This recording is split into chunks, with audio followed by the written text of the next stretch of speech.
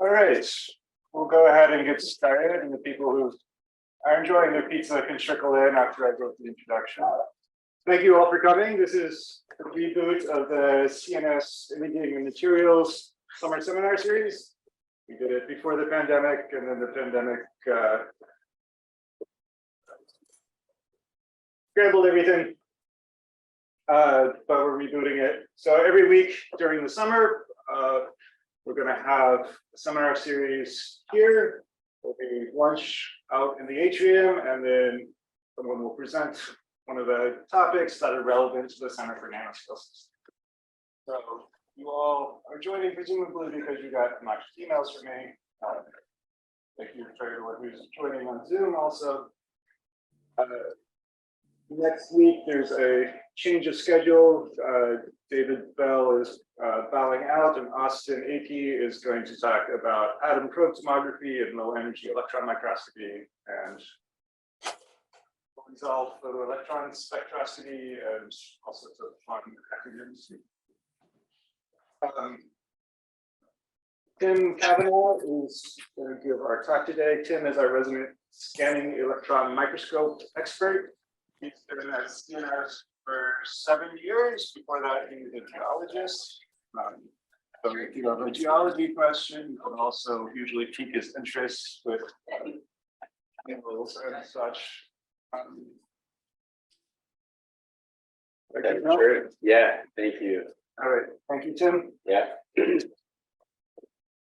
Well, thanks, Arthur, for the introduction and for again bringing the seminar series back to life.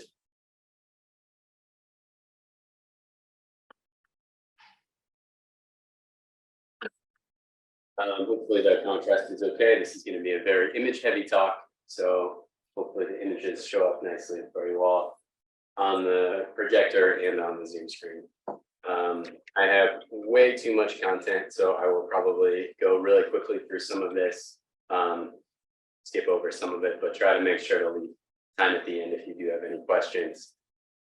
So today, I'm going to be talking about scanning electron microscopy, or SEM. I see some of you that I recognize that already use the SEMs, or we were talking earlier about doing SEM. So some of you may be familiar with what SEM involves, what kind of data you can get. But I'll try to give a pretty comprehensive overview of what's required, what type of information you can get, and really key in on a lot of the different types of projects that we do at CNS and the different research areas that SEM can be helpful for. So what an SEM is and what it's used for, it has a number of benefits that lead to it being a really indispensable research tool for a lot of different researchers. Number one, we can do very high resolution imaging of surfaces, higher than you can get with an optical microscope. It's also capable of doing imaging on rough surfaces or samples with lots of topography. It's very easy to contextually collect information at high resolution while also maintaining that in the overall context of the sample on a larger scale. And also gives us the ability to, on some microscopes, collect surface analysis at the same time that we do in imaging. So some of the major use cases that we see during the non-presentation mode. Anyone know what that means? Controlling the sensors. Okay. Yep.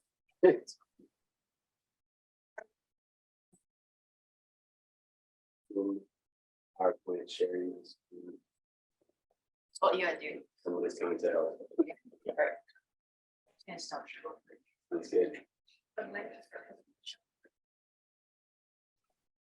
Yeah, it's share screen. I'm just gonna share screen too. There we go. Okay. We're good. Thank you. Yeah. So some of the major research applications that we have, different types of materials, whether it's 2D materials, graphene, thin films, solar cells, things of that nature.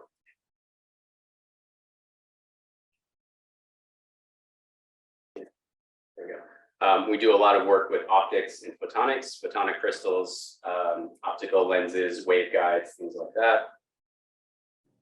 We do lots of imaging for biological sciences, cells, different types of tissue, even some more fun stuff like bird feathers, and more charismatic examples like that. And then we do what I would call all the other stuff.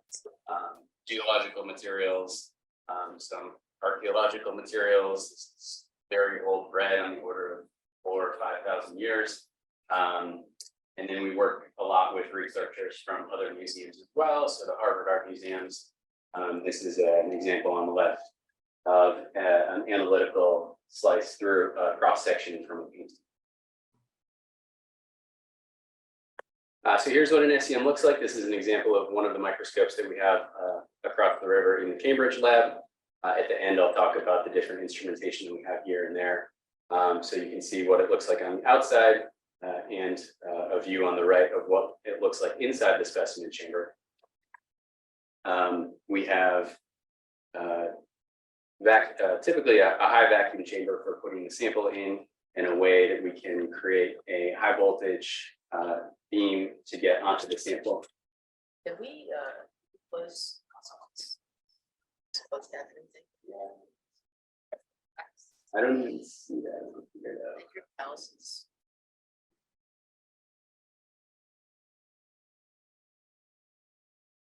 And then if you press Control-Alt-Shift-H, Excuse hide me? that menu. If you press Control-Alt-Shift-H, it should hide that menu. Yeah, Control, Alt, Shift.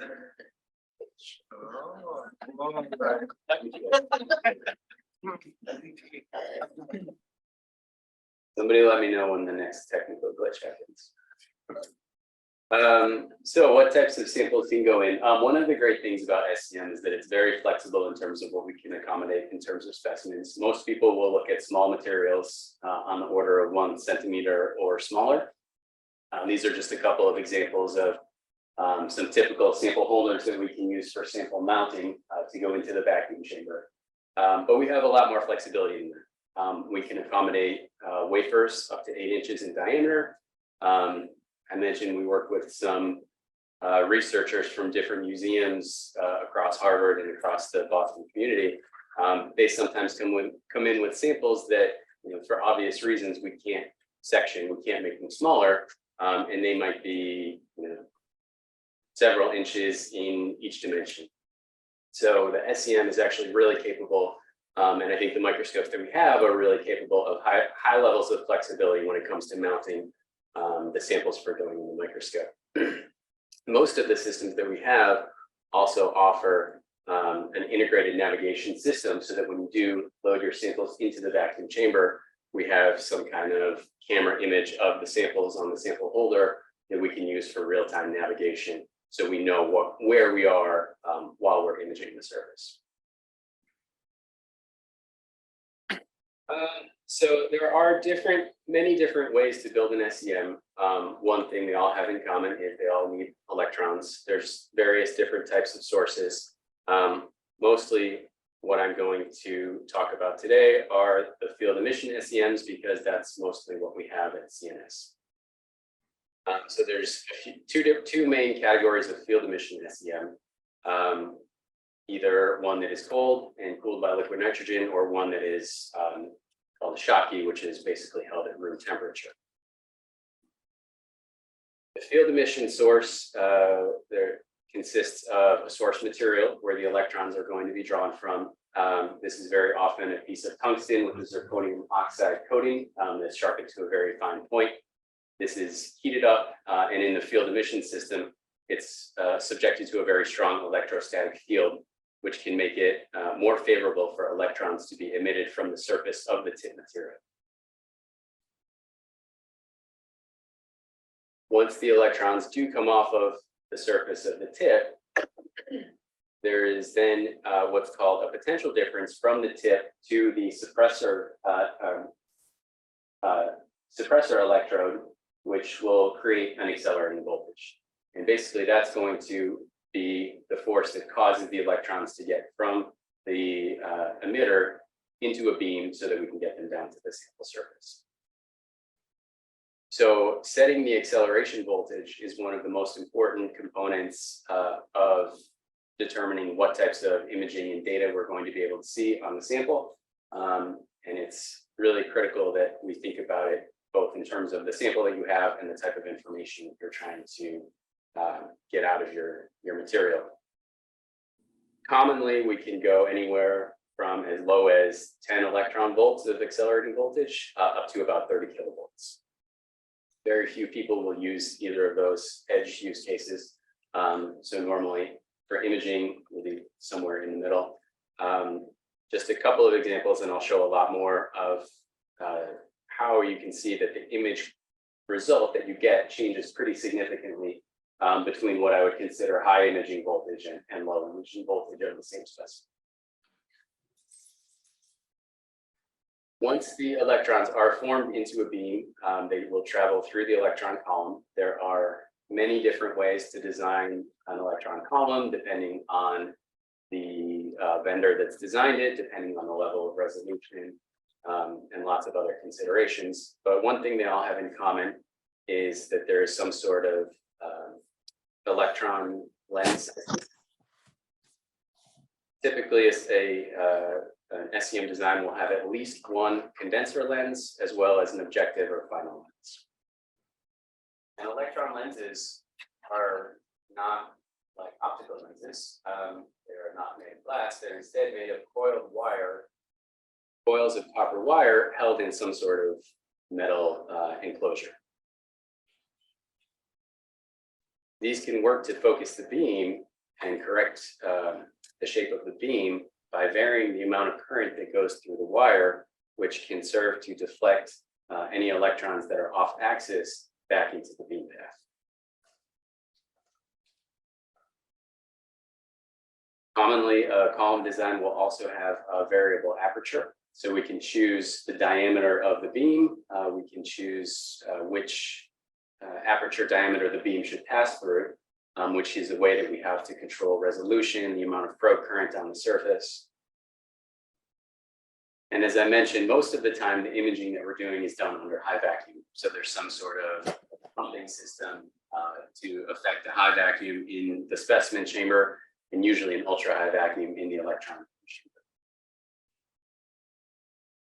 So as I mentioned, depending on the vendor, there's different ways to design an SEM, different numbers of lenses, different arrangements of lenses and detectors and apertures. But fundamentally, the design is the same. There's an electron source, an accelerating voltage, and a way to focus the beam onto the surface. So SEM is primarily used for high resolution imaging of surfaces. It's capable of exceeding the resolution of optical microscopy, which is conventionally limited at about 200 nanometers. But the electron imaging system in an SEM is not limited by diffraction in the same way that an optical system is. It's limited more by the interaction of the beam with the specimen. So in a light microscope or any kind of diffraction limited imaging system, the image is basically magnified onto an imaging plane. In the SEM, it's almost inverted, in which the beam is demagnified to as sharp of a spot as possible on the sample surface.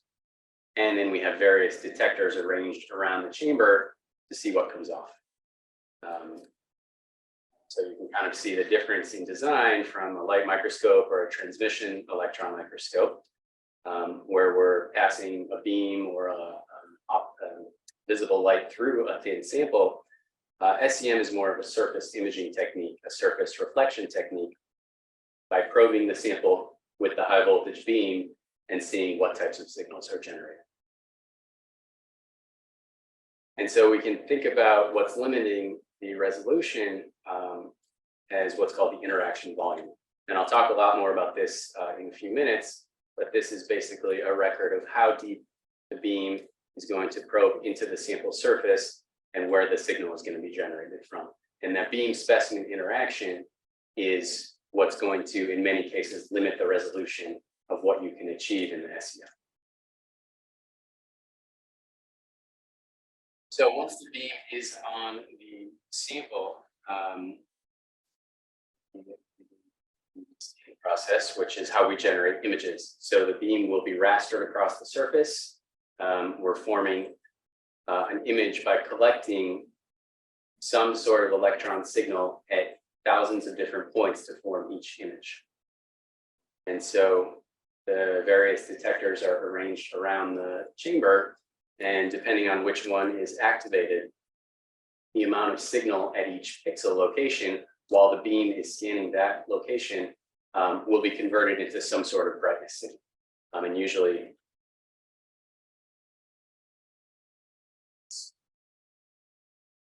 on the order of 255, some kind of 8-bit data. Sorry, it just seemed to log me out of Zoom, or I'm in a separate instance of Zoom. I don't know what's happening there. People on Zoom, you can hear me, see my screen, okay?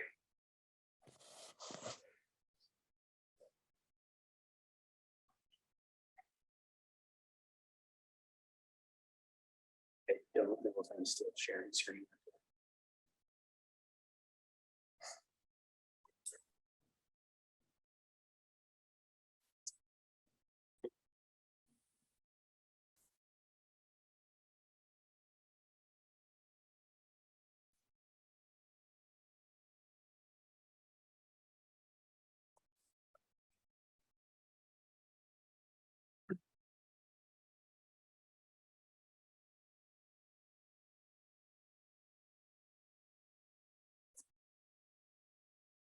Okay, so for example, this image is comprised of almost 800,000 individual pixel measurements on the secondary electron detector.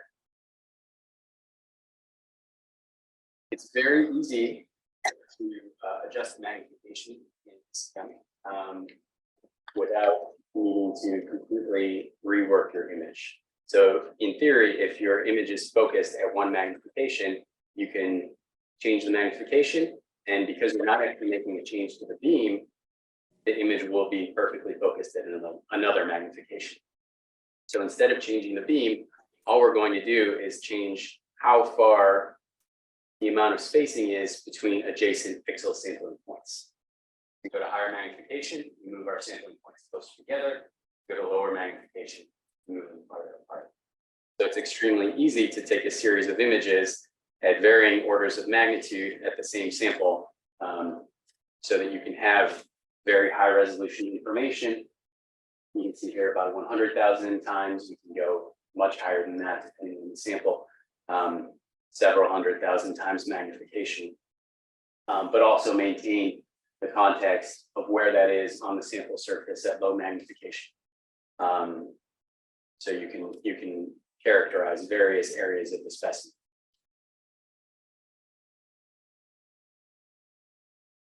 Magnification, though, can be a challenging number to think about. There's different ways to calibrate magnification. So if you set a certain mag on one microscope and you go to a different one, it's possible that you won't be looking at the same scale if the calibration was done differently. Another thing that I like to think about is that I have two images here of the same region. But in one of them, I saved it at a much higher pixel resolution. So at the top, we have 700,000 pixels. Here we have 7 million pixels. So we're cramming a lot more measurement points in the image. But my magnification hasn't changed because my full field of view is the same. But what you can see pretty easily is as you kind of key in on a certain area and blow that up to the maximum resolution, even though the magnification hasn't technically changed here, the amount of information that we're getting is greatly improved in the image with higher pixel density. Likewise, here is an image of some gold nanoparticles taken, one at 500,000 times, the other one at about 2.5 million times. So we've significantly increased the magnification here on this subregion. But I don't know if we've actually gained any information. Because we're kind of coming up against the limit of what's a reasonable resolution for the microscope and for the sample. Just because we can turn the magnification dial and keep coming in more and more, doesn't necessarily always buy us more information. For particles in general, do you recommend them or probably just? I think it depends on what is learned. And what type of sample you have. It's always helpful. In some cases, if you have a large sample, even the minimum field of view is not enough to characterize the full sample or the full area or region that you are looking for. So on some of our microscopes, we have the availability to do an automated image stage mapping and image stitching routine so that we can characterize these large areas. Each of these is made up of about 100 SEM images stitched together so that we can image over millimeter space while having still high resolution micron scale. So I referenced the interaction volume a few minutes ago. We can think a little bit more about what that means for the sample and the type of information that we're going to get out of it, particularly with regard to the different types of imaging signals that we have. So there are two main categories of imaging signal: secondary electrons and backscattered electrons. And then I'll talk a little bit about the availability of analytical data as well. One of the things we can think about for that will be X-ray production and X-ray detection. So we can see here from the schematic, mostly you can think about secondary electrons are electrons that are sitting in the outer shell of sample atoms that are then dislodged by the incoming E-beam and knocked out into space. Backscattered electrons are coming from the primary beam that go into the sample some distance, undergo elastic scattering, and find their way back out the surface. In general, secondary electrons are going to be much more surface sensitive. They have much lower energy, whereas backscattered electrons tend to come from a little bit greater depth.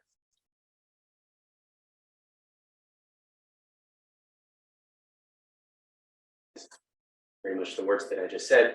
So backscattered and secondary electrons for imaging. We can do various types of analytical measurements, X-ray detection for elemental characterization. We can also use some backscattered electrons in certain specimens for determining crystallographic information. And some SEMs have the capability to also detect certain types of luminescence events. So if we start with imaging, again, thinking about the secondary and backscatter signals that we'll use to characterize the sample, one of the primary things that differentiates these is their energy. So secondary electrons are typically very low energy.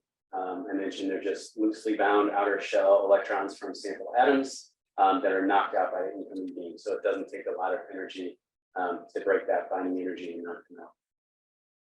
Backscattered electrons, because they're from the primary beam, they tend to have an energy level that's pretty close to our accelerating voltage. They'll commonly lose some of that voltage during travel and during scattering of the specimen, but mostly they'll have a much higher voltage than the secondary electron signal. So that's one thing that we can use to separate them when it comes to detecting. BSEs are used primarily to separate materials based on atomic number or composition. You can think about the likelihood of an electron going into a sample and undergoing the type of scattering within the sample atoms to be backscattered and to come back out the surface is going to be largely dependent on the atomic number of the material. Higher Z materials are going to have a larger nucleus, which is much more likely to cause that backscattering. So our backscatter coefficient increases with increasing atomic number. You can see it's not linear. So for example, it's pretty easy to differentiate gold from carbon, but once you get past a certain atomic number, it's not going to be as easy to say determine iron from chromium, something like that, right? So for kind of large scale differences between multiple phases with different chemistry, it can be really useful to pick out the areas that have higher or lower relative atomic.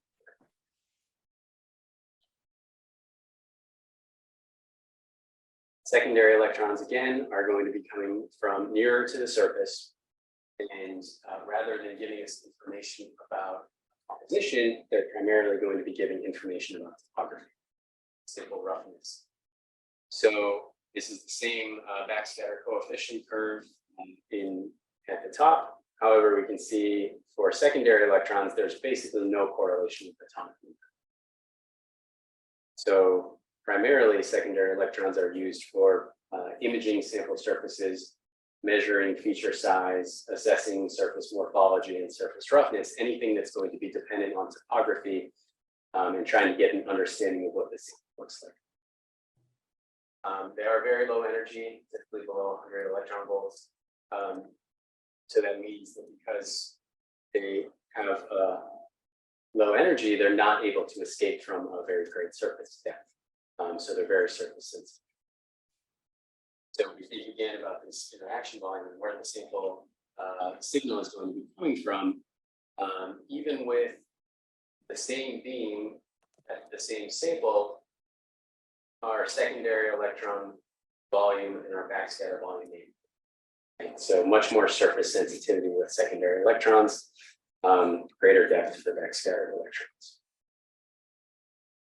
And so we can do some modeling on the interaction volume and how that changes within the sample to get an idea for exactly what type of scale we're thinking about for a given sample and a given condition set. So the interaction volume increases with higher beam energy. I mentioned most STMs can go as high as 30 kV. The higher the accelerating voltage, the more that the primary beam electrons are likely to penetrate inside the sample material. So we can kind of simulate that and see as we go from 1 kV up to 30 kV, how that changes.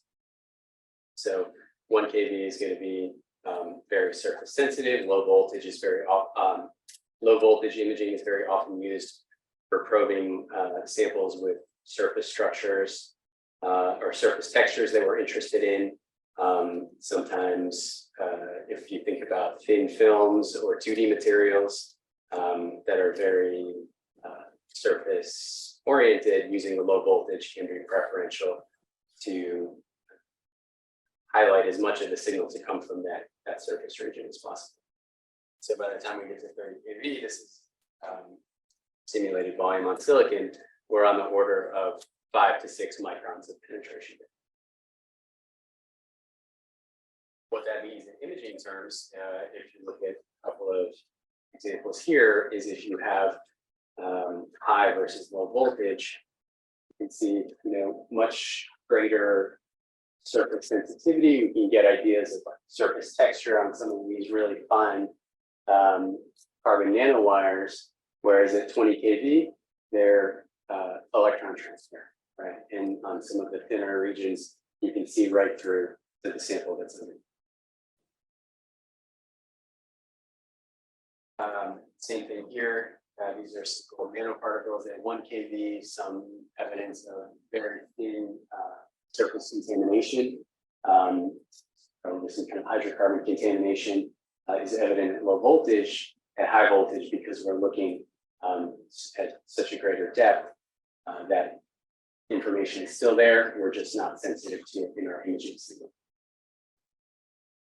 So interaction volume increases as the accelerating voltage increases. It also goes down the heavier your material is.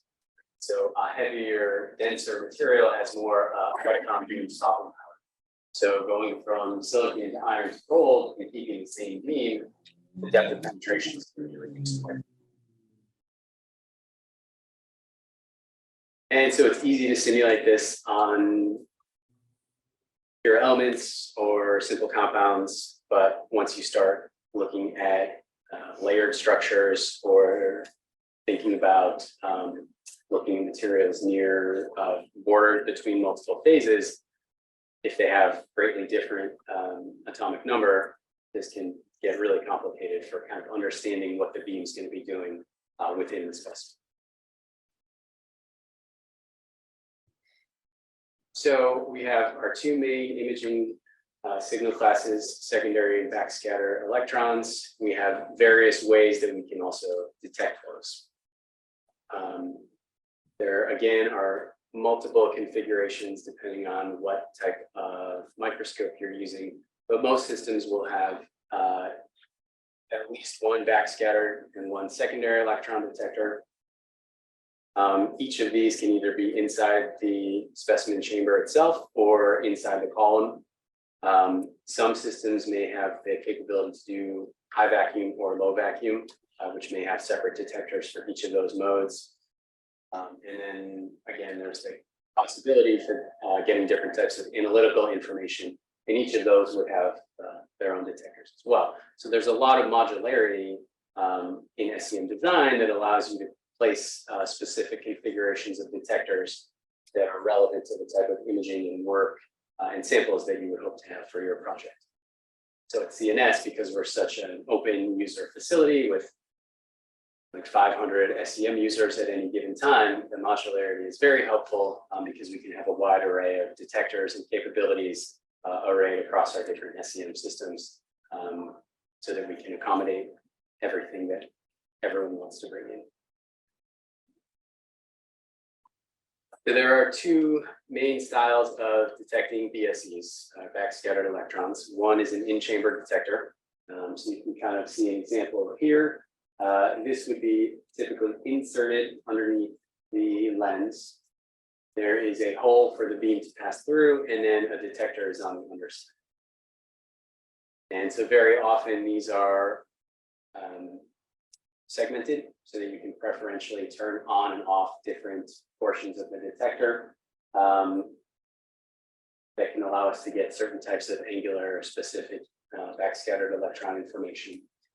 But again, primarily we're using this to get information about material contrast or atomic number contrast. This type of backscattered electron detector gives really good contrast because it's positioned right above the sample. It gives some flexibility with measuring high angle BSEs, which tend to have better spatial resolution, low angle BSEs, which tend to have better intensity. It is a little challenging to use in the sense that it has to be inserted each time you want to use it. It has to be aligned each time you want to use it. And it's quite slow compared to some other imaging modes. So it's basically just a solid state piece of silicon, so it's fairly slow signal processing capabilities. So it's not always the best for kind of what you would consider live imaging of the specimen, where you might want to be driving around looking for areas of interest. Here's an example of two images. I don't know how well that comes through, but one that was taken at too fast at a scan speed, where the signal processing capability of the detector just isn't able to resolve even these kind of broad scale features. And then when choosing a sufficiently slow scan speed, the image quality improves quite a bit. The other type of backscattered electron detector is located inside the column. So up above the specimen, inside, above the objective lens. This is limited to only detecting high angle backscattered electrons because they have to physically be able to come out of the specimen and make their way up the column to the detecting unit. What this kind of shows you is that at low magnification, because you're only looking at high angle electrons, you're really limited to a fairly small region in the center of the sample. This type of detector works by having effectively a filtering grid. We can vary the bias on the filtering grid so that if we set a bias above what we would consider a secondary electron voltage, so a few hundred volts or above, it will effectively stop those secondary electrons from coming through so that only the higher energy BSEs can make it to the detector. So just an example here of different settings on the accelerating voltage and then that filtering grid setting, right? So you can see in the three images here that you can get different amounts of surface information, different level of contrast. So that kind of top left will be probably the best quality backscatter image because you're getting the best contrast between what are gold nanoparticles in a silicon substrate. On the bottom right is a really terrible case of setting the grid voltage higher than the accelerating voltage, in which case you have no signal. So there's some thought that has to go into setting what's an appropriate grid value when using the in-column style of backscatter. For secondary electrons, there's two main types of detectors. Well, also it comes down to in-chamber versus in-column. The in-chamber is commonly called an Everhart-Thornley or ET detector. It's usually arranged off to one side of the SEM chamber and is fixed, doesn't require insertion. This has a Faraday cage on the end of it, which can be biased to attract as many secondary electrons over to the side of the chamber as possible.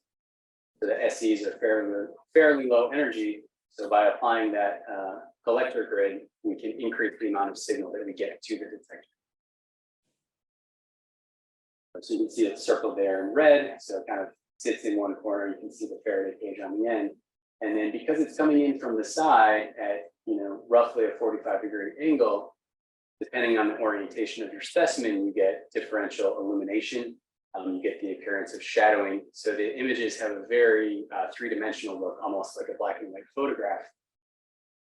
So for characterizing something like this bug, it's a really great option because it gives you a very intuitive sense of what the three-dimensional surface of the specimen is.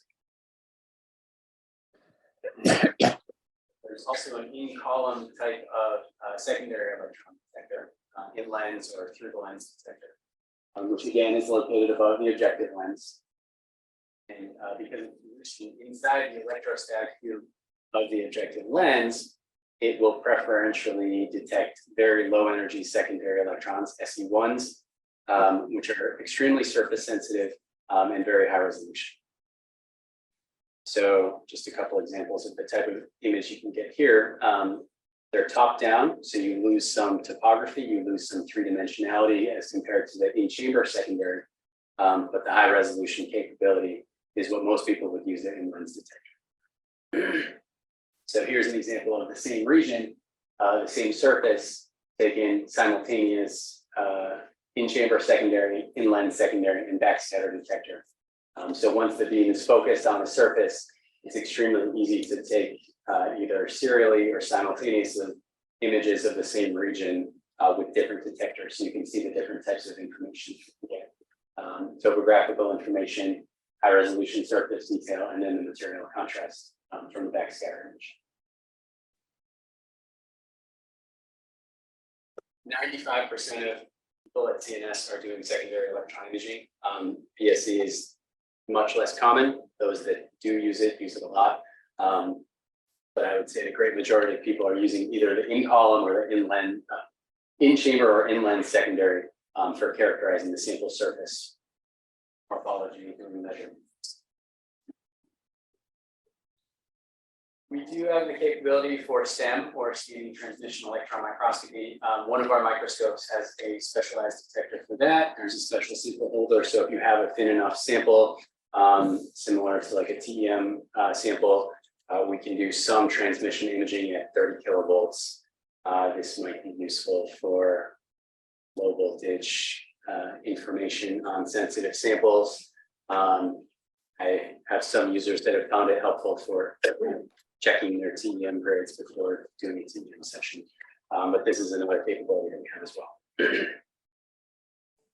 And then I've mentioned, we also have this ability to get analytical information about the samples. And so the most common one that is used at CNS is EDS, or energy dispersive X-ray spectroscopy, which is a way that we can characterize the elemental composition of the sample while it's in the SEM. So similar to, if you mentioned the secondary electron, right, that's when the beam comes in and knocked out one of these outer shell electrons, which went off as a secondary electron signal. In some circumstances, if the beam has enough energy to break the binding energy of an inner shell electron, it can displace that. An outer shell electron will jump down to take its place, and during that transition, it will give off a photon in the form of an X-ray. And the X-rays that are produced are characteristic to a given element, and the specific electron shell transition that occurs as well. So we have the ability to look up a peak identification chart. So for a given element, we can take a look and we can know what to expect for the characteristic X-ray energies. So here I just blew up iron. You can see iron will have two major X-ray peaks at 6.4 kV and 0.7 kV. Typically, we need about 2 times a given value in our accelerating voltage in order to excite any one of these X-ray lines. So for iron, you'd be looking at about 13 kV at a minimum to excite that 6.4 kV. So the basic type of information that we get in the EDS is a spectrum where we have peak energy along the x-axis and then intensity on the y-axis. So here we're collecting a bunch of X-ray counts, usually on the order of 1 or 2 minutes, something like that for an analysis. And if you have lots of concentration of specific elements, you'll see a lot of X-rays produced and you'll generate a peak corresponding to the expected characteristic X-ray intensity. So this is just a gold silver alloy, so you can see we have multiple peaks for each of those. The data will also include typically background curve, background radiation curve, and it's important that the software is able to separate the peak from the background when it comes to quantification, because the peak to background ratio will go into what determines the output composition of the sample from the EDS. And so the different types of data we can get a bulk spectrum, right? So that's the same spectrum at the top. So that's, in this case, integrated over this full area of the surface. You can also do a point spectrum. So if you have a multi-phase sample or particles on a substrate, you can choose only to collect a point from a specific location.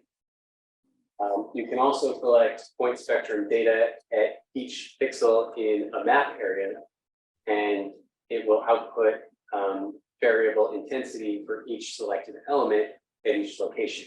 So you can really quickly get an idea distributionally of not only what elements you have, but where they are in relation to each other.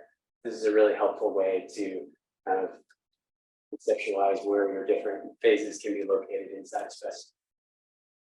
So this is a qualitative map of calcium and silicon. We can also do quant mapping, where instead of just getting an intensity value here, you can actually get an estimated weight fraction so that you can see in different phases what's the amount of, say, iron in a given material. Another type of analytical information is EBSD, or electron backscatter diffraction. For samples that are crystalline, we can probe the crystal structure by using a high voltage beam at a glancing angle. In certain orientations, the backscattering electrons will preferentially be emitted along the lattice planes of the crystal. So it's a little bit of a challenging setup. The sample has to be really, really well prepared, very flat and polished, very clean, conductive. It's tilted to a high angle so that the beam comes in at sort of a glancing angle. And then the backscattered electrons coming out of the surface are projected onto a phosphor screen. Behind that is a camera, which takes photos over an interval, which is typically on the order of milliseconds. And depending on the crystal or the orientation of the crystal, the pattern that's projected onto the screen, you see here is called the Kikuchi pattern. That will change based on the orientation of the crystal that the material is selected for. So once you collect a pattern, the software inside the EBSD will then attempt to fit that to the best fit for a selected material phase. And you can see it will try to fit the projected three-dimensional sphere of hypothetical backscattering electrons onto the 2D plane of the phosphor screen, so that you can assess whether or not this is the right material and whether or not it's the correct orientation fit.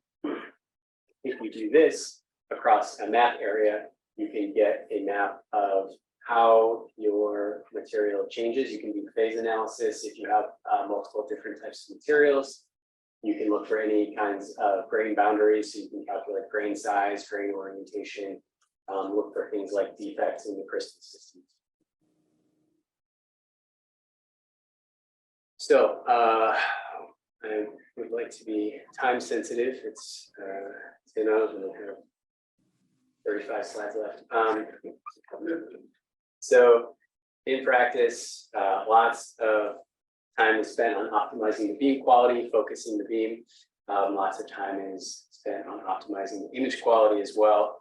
And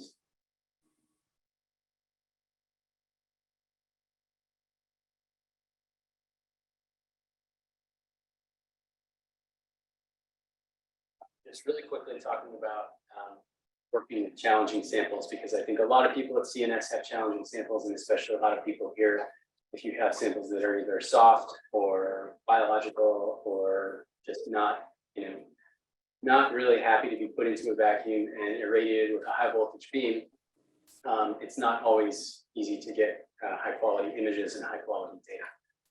So in those cases, often sample preparation or different types of imaging techniques can be really helpful for that purpose. So the number one thing that we tend to worry about for samples that are maybe insulating is what's called charging, which is when the sample does not have a conductive pathway from the surface to the ground. The incoming electrons from the E-beam can just accumulate on the surface and cause lots of instability and image artifacts, which makes it really unstable and really hard to get good, high quality, high resolution imaging data. So one thing that you can do is to make your sample conductive by putting on a conductive coating. So that worked really effectively on this sample of bacteria. So that we were able to then image it at about 10,000 times magnification and get good high quality, high resolution images. For samples that are hydrated, you need to worry about not just charge buildup, but actually outgassing or dewatering of the sample once it goes into the high vacuum of the SEM.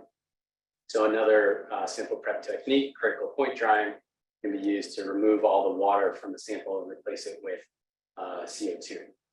So that when the sample goes into the vacuum chamber, it doesn't undergo structural collapse. You can image the sample pretty close to what it would have looked like fully hydrated. You can also do things on the beam side. In addition to doing sample prep, you can work at low voltage, low current imaging. So for sensitive samples, it can be really important to optimize your the different parameters that you're selecting until you find a condition set that works for the type of sample you have. So even here, this is some images of paper. Even at 2 kilovolts, this was too high to get a stable surface.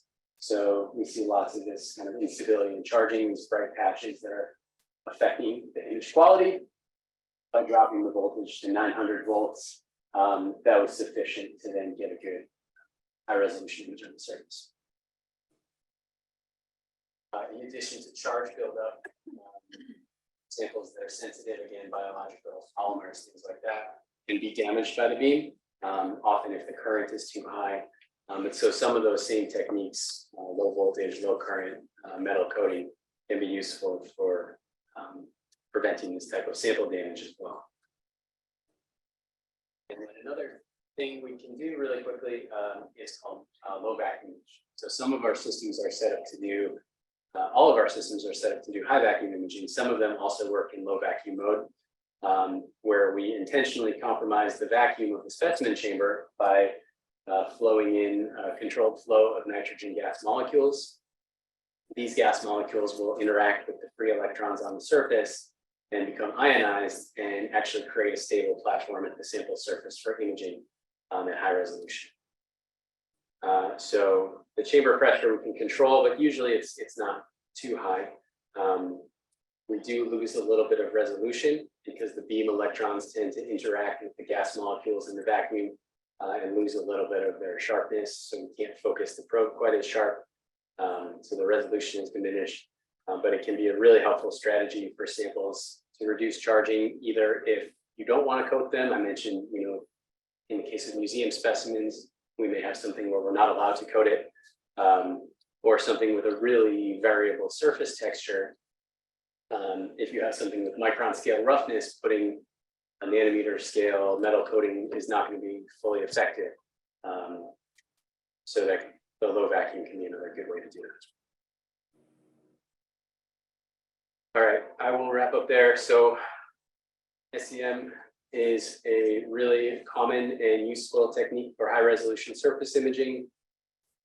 Very easy to collect data, a range of magnifications really quickly. And we can get both high resolution images and analytical data on the samples at the same time. So at CNS, we have, I think, 6 SEMs. These 4 are located in the Cambridge imaging facility. They all have different strengths and weaknesses. There's one here as well, the Zeiss Gemini 360 down the hall here in SCC, and then there's another imaging SEM in the Cambridge clean room. So if you would like, I can share these slides somehow, or if you want to talk about what sort of the best microscope might be for the type of images and samples that you're after, we can focus that to your project. So if you do have any questions or want to talk about projects, please feel free to reach out to me, or if you're primarily here, you can reach out to Adam as well. We can talk more about the facility here. Before I land.